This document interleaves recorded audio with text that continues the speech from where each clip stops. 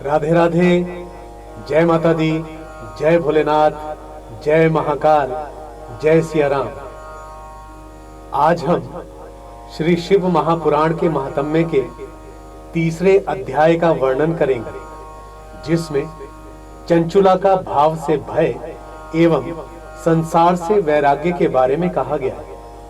उम्मीद करते हैं कि आप श्री शिव महापुराण के महात्म्य के तीसरे अध्याय का श्रवण अवश्य करेंगे और इसमें जो ज्ञान दिया गया है उसका चिंतन करते हुए भगवान शंकर के नाम का सुमिरन करेंगे। आइए श्रवण करते हैं इस अध्याय के हिंदी सार का। शौनक जी बोले, हे महाभाग सूत जी, आप सर्वज्ञ हैं। आपके कृपा प्रसाद से मैं बारंबार कृतार्थ हुआ हूं। इस इतिहास को सुनकर मेरा मन अति आनंदित हो रहा है। अतः आप भगवान शिव में प्रेम बढ़ाने वाली दूसरी कथा कही। अमृत पीने वालों को लोक में कहीं मुक्ति नहीं मिलती, किंतु भगवान शंकर के कथा अमृत का पान तो प्रत्यक्ष ही मुक्ति देने वाला है। सदा शिव की जिस कथा को सुनने मात्र से मनुष्य शिवलोक प्राप्त कर लेता है, वह कथा धन्य है और कथा का श्रवण कराने वाले आप भी धन्य हैं। सूत जी बोले, हे शौनक, सुनिए, मैं आपके सामने गोपनीय कथा वस्तु का भी वर्णन करूंगा, क्योंकि आप शिव भक्तों में अग्रगण्य तथा वेद वेत्ताओं में श्रेष्ठ हैं। समुद्र के निकटवर्ती प्रदेश में एक बाष्कल नाम का गांव है, जहां वैदिक धर्म से विमुख महापापी द्विज निवास करते हैं। वे सब के सब बड़े दुष्ट हैं। उनका मन दूषित विषय भोगों में ही लगा रहता है। वे ना देवताओं पर विश्वास करते हैं और ना भाग्य पर। वे सभी कुटिल वृत्ति वाले हैं, किसानी करते हैं और भांति भांति के अस्त्र शस्त्र रखते हैं। वे परस्त्री गमन करने वाले और खल हैं। ज्ञान वैराग्य तथा सद्धर्म को वो बिल्कुल भी नहीं जानते। वे सभी पशु बुद्धि वाले हैं और सदा दूषित बातों को सुनने में संलग्न रहते हैं। अन्य वर्णों के लोग भी उन्हीं की भांति कुत्सित विचार रखने वाले, स्वधर्म विमुख एवं खल हैं। वे सदा कुकर्म में लगे रहते हैं और नित्य विषय भोगों में ही डूबे रहते हैं। वहां की सब स्त्रियां भी कुटिल स्वभाव की, स्वेच्छाचारिणी, पापासक्त, कुत्सित विचार वाली और व्यभिचारिणी है। वे सद्व्यवहार तथा सदाचार से सर्वथा शून्य है। कुजनों के निवास स्थान उस बाष्कल गांव में किसी समय एक बिंदु नाम का बड़ा ही अधम ब्राह्मण रहता था। यद्यपि उसकी स्त्री बड़ी सुंदर थी, तो भी वह दुरात्मा, महापापी और कुमार्ग पर ही चलता था। काम वासना से कलुषित चित्त वह वैश्यगामी था। उसकी पत्नी का नाम था चंचुला।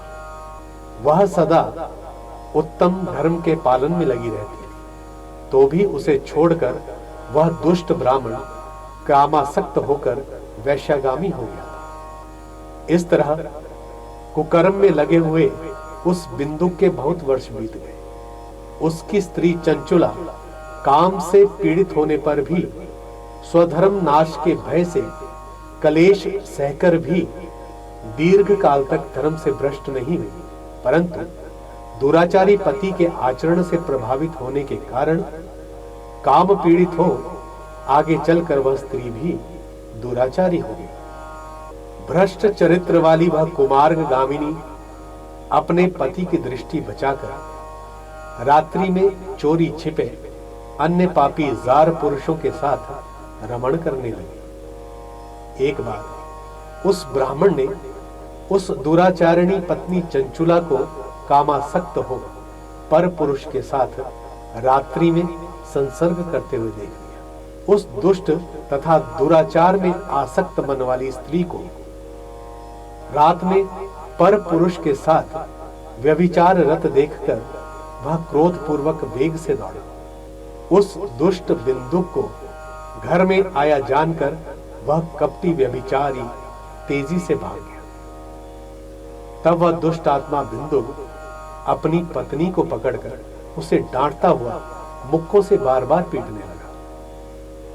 वह व्यभिचारिणी दुष्टा नारी चंचुला पीटी जाने पर भी कुपित होकर निर्भया पूर्वक अपने दुष्ट पति बिंदुक से कहने लगी। चंचुला बोली, मुझ पति परायणा युवती पत्नी को छोड़कर आप कुबुद्धिवश प्रतिदिन वैश्या के साथ इच्छा अनुसार रमण करते हैं। आप ही बताएं कि रूपवती तथा कामासक्त चित्त वाली मुझ युवती की पति संसर्ग के बिना क्या गति होती हो। मैं अत्यंत सुंदर हूं तथा नव यौवन से भी उन्मत्त हूं।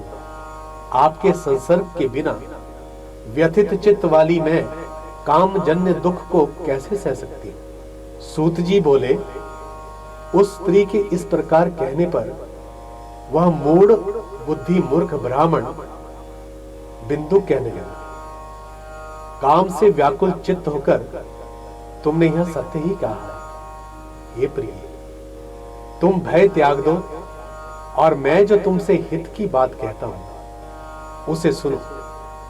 तुम निर्भय होकर नित्य पर पुरुषों के साथ संसर्ग करो, उन्हें संतुष्ट करके धन खींचो। वह सारा धन वैश्या के प्रति आसक्त मन वाले मुझे दे दिया करो। इससे तुम्हारा और मेरा दोनों का ही स्वार्थ सिद्ध हो जाएगा। सूत जी बोले, पति का यह वचन सुनकर उसकी पत्नी चंचुला प्रसन्न होकर उसकी कही बात को मानने पर विवश हो गई। उन दोनों दुराचारी पति पत्नी ने इस प्रकार समझौता कर लिया तथा वे दोनों निर्भय चित्त से कुकर्म में लीन हो गए। इस तरह दुराचारों में डूबे हुए उन मूढ़ चित्त वाले पति पत्नी का बहुत सा समय बीत गया। तदंतर शूद्र जातीय वैश्य का पति बना हुआ वह दूषित बुद्धि वाला दुष्ट ब्राह्मण समय अनुसार मृत्यु को प्राप्त होकर नरक में जा पड़ा। वह मूढ़ हृदया चंचुला बहुत समय पुत्रों के साथ अपने घर में ही रही। इस प्रकार प्रेम पूर्वक कामासक्त होकर जारों के साथ विहार करती हुई उस चंचुला का कुछ कुछ यौवन समय के साथ साथ ढलने लगा। एक दिन दैवी योग से किसी पुण्य पर्व के आने पर वह स्त्री भाई बंधुओं के साथ गोकर्ण क्षेत्र में गई। तीर्थ यात्रियों के संग से उसने भी उस समय जाकर किसी तीर्थ के जल में स्नान किया। फिर वह साधारणतया बंधुओं के साथ यत्र तत्र घूमने लगी। यूं ही घूमते घूमते उसने एक मंदिर में एक देवज्ञ ब्राह्मण के मुख से भगवान शिव की परम पवित्र एवं मंगलकारिणी उत्तम पौराणिक कथा सुनी। कथा प्रवक्ता ने कहा कि जो स्त्रियां पर पुरुषों के साथ व्यभिचार करती हैं, वे मरने के बाद जब यमलोक में जाती हैं, तब यमराज के दूत उनकी योनि में तपे हुए लोहे का परिघ डालते हैं। पौराणिक ब्राह्मण के मुख से यह वैराग्य बढ़ाने वाली कथा सुनकर चंचुला भय से कांपने लगी। जब कथा समाप्त हुई और लोग वहां से बाहर चले गए, तब वह भयभीत होकर एकांत में शिव पुराण की कथा बांचने वाले उन ब्राह्मण से कहने लगे। चंचुला ने कहा, हे ब्राह्मण्य देव, मैं अपने धर्म को कहीं नहीं जानती थी, इसलिए मेरे द्वारा बड़ा दुराचार हुआ है। स्वामी, इसे सुनकर मेरे ऊपर अनुपम कृपा करके आप मेरा उद्धार कीजिए। हे प्रभु, मैंने मूढ़ बुद्धि के कारण घोर पाप किया है। मैंने कामांध होकर संपूर्ण युवावस्था व्यभिचार में बिताई है। आज वैराग्य रस से ओतप्रोत आपके इस प्रवचन को सुनकर मुझे बड़ा भय लग रहा है। मैं कांप उठी हूं और मुझे इस संसार से वैराग्य हो गया है। मुझ मूढ़ चित्त वाली पापनी को धिक्कार है। मैं सर्वथा निंदा के योग्य हूं। मैं कुत्सित विषयों में फंसी हुई हूं और अपने धर्म से विमुख हो गई। थोड़े से सुख के लिए अपने हित का नाश करने वाले तथा भयंकर कष्ट देने वाले घोर पाप मैंने अनजाने में कर डाले। न जाने किस घोर कष्टदायक दुर्गति में मुझे पड़ना पड़ेगा और वहां कौन बुद्धिमान पुरुष कुमार्ग में मन लगाने वाली मुझ पापनी का साथ देगा। मृत्यु काल में उन भयंकर यमदूतों को मैं कैसे देखूंगा। जब वे बलपूर्वक मेरे गले में फंदे डालकर मुझे बांधेंगे तो मैं कैसे धीरज धारण करूंगा।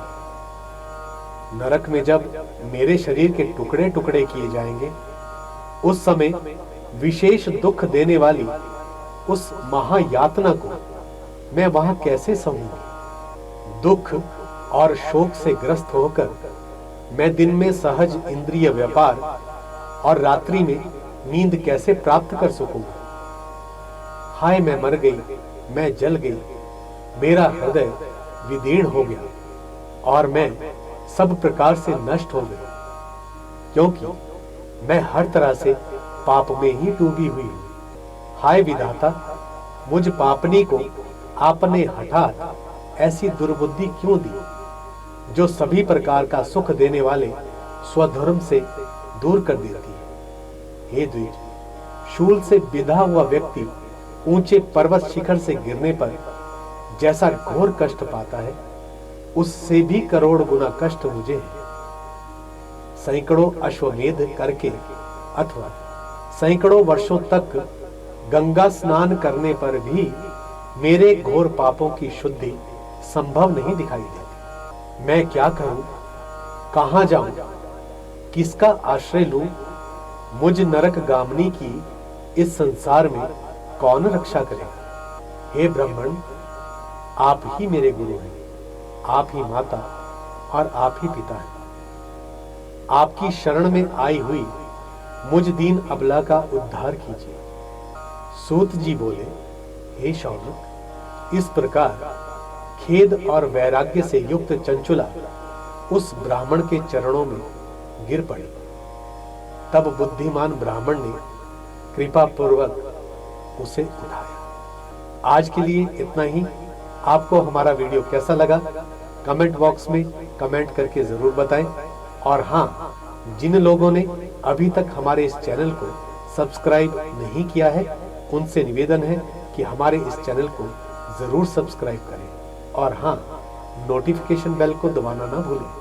हर हर महादेव, जय भोलेनाथ।